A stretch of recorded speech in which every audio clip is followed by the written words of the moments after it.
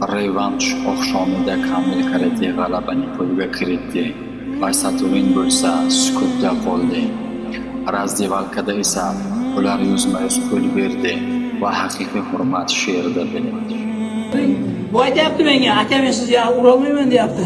Men aytayapman urush.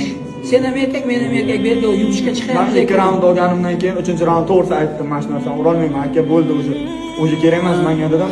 Lekin u Taysonning bitta ashulasi Kamil charchadi deydi. Men bunga qarab, "Yo'q, charchaganim yo'q, dalbo yo'q" dedim. Miyang ochib yubordi-ku, miyang ochib yubordi. Charchaganim yo'q, dalbo yo'q dedim. Yo'q, miyang ochib yubordi-ku. Og'ziga qarab gapir, og'ziga qo'yib qo'yma. Yo'q. Sen charchadi. Menga bir narsa demayapman-ku men.